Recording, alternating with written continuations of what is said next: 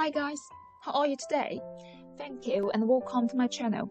It's really a pleasure to share with you my favorite British drama here. Let's learn English together. But when Patrick had married Mary and your grandson been hailed as master, Honor would have been satisfied.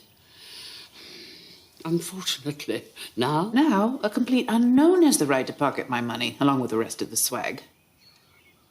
好，我们来看这句话。Your grandson been hailed as master。我们主要来讲一下 hail， 这里是用作 be hailed as， 它表示a person or event or praised publicly。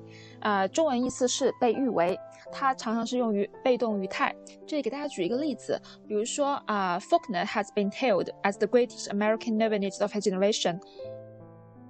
福克纳被誉为他那一代人中最伟大的美国小说家。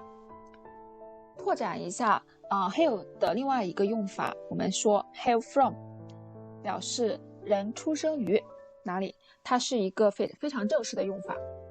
然后它还有一个比较常见的意思，就是冰雹或者是下冰雹。举个例子，it started to hail 表示天空开始下冰雹。我们来看这句话 ，A complete unknown has the right to pocket my money。这里 pocket大家所熟悉的，它的意思是作为名词表示口袋。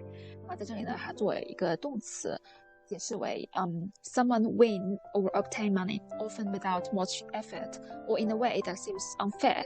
意思就是某人轻松或者是以不公正的方式获得金钱，就是大概可以理解为我们常说的一个成语叫中饱私囊。举一个例子给大家，比如说 He pocketed a lot of money from this tournament。他从这次锦标赛中捞到了不少的钱。接下来再介绍一个短语跟它有关的，比如说pocket money， 这是我们常说的零用钱。 Yes, there is, and it's a simple one. The entail must be smashed in its entirety, and Mary recognized as heiress of all. There's nothing we can do about the title.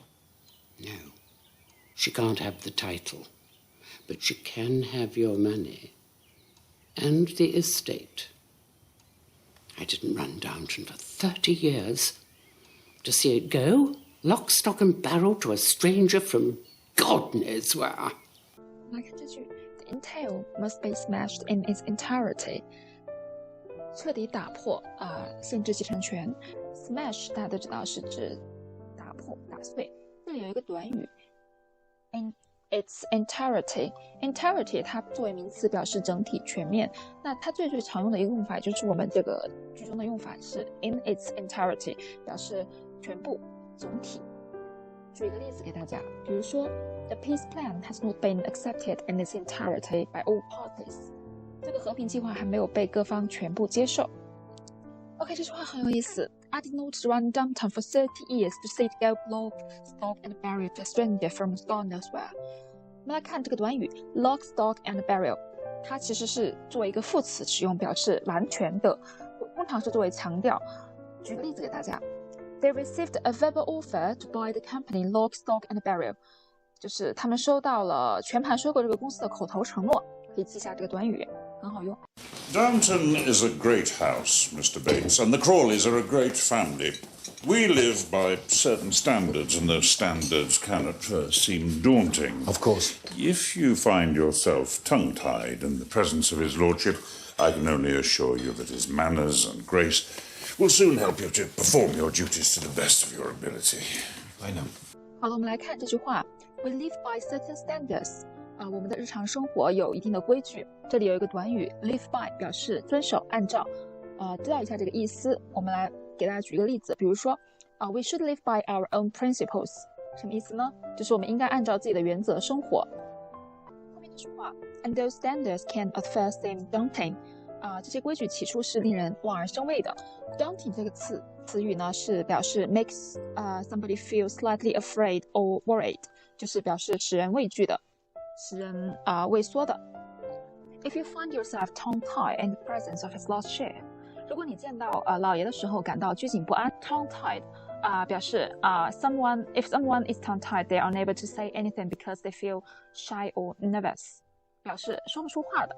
举个例子便于理解，比如说 In their presence, I became self-conscious and tongue-tied。当着他们的面呢，我变得很难为情，说不出话。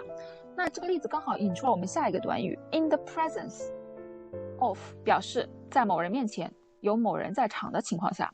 同样举一个例子，比如说the contract has to be signed in the presence of the two witnesses。这个合同呢，必须在2个证人在场的情况下签署。Seems like a lot of food when you think they're all in mourning. Nothing makes you hungrier or more tired than grief. When my sister died, God rest her soul, I ate my way through 4 platefuls of sandwiches at one sitting and slept round the clock. Did it make you feel better? Not much, but it passed the time. 这句话 I ate my way through 4 platefuls of sandwiches at one sitting。最主要看一下这个短语 at one sitting， 表示一口气，非常常用的一个短语，可以知道一下。然后举一个例子，比如说 Just as no one grows fat at one sitting, no success can be attained with one single effort。什么？这句话意思呢，就是正如我们无法一口吃成一个胖子，成功也是不能一蹴而就的。那么同样，我们的英语学习呢，也是要一步一个脚印来扎扎实实的去学它。下面这句话 and slept around the clock， 这个短语非常常见 ，around the clock 表示continuous， 也就是夜以继日的，昼夜不停的。举个例子，比如说我们现在在这个疫情期间呢，因为口罩需求量非常的大，所以我们的这个口罩的工厂必须要夜以继日的生产。The mask factories have to work around the clock this month. Oh, my lord, what was this chopped egg supposed to be sprinkled on? Was it the chicken? It was. Take it upstairs now. I can't go in the dining room. I should think not. Find Thomas or William and tell them what to do. For heaven's sake, get a move on, girl, before they get back from church. Well, we've given them a memorial in London and a memorial here. I prefer memorials to funerals. They're less dispiriting. We could hardly have held a funeral without the bodies. I gather they're putting up a stone to mark those whose bodies were never found. 我们来看这句话 What was this chopped egg supposed to be sprinkled on？ 主要看一下这个词 sprinkle， 作为动词，它表示scatter the liquid or powder over something， 就是给什么东西撒上液体，或者是撒上那种粉末状的物体。举个例子 ，sprinkle the meat with salt and place in the pan， 给肉撒点盐，然后放进我们的平底锅里面。它常用的一个搭配呢，就是 be sprinkled with， 可以表示零星分布。比如说 ，the text is sprinkled with errors， 这个文本呢有零星的错误。这句话 I prefer memorials to funerals, they're less dispiriting。好，这个又学到一个单词 dispiriting， 它是表示 something causes you to lose your enthusiasm and excitement， 表示令人沮丧的。举一个例子，比如说 It's very dispiriting for anyone to be out of a job。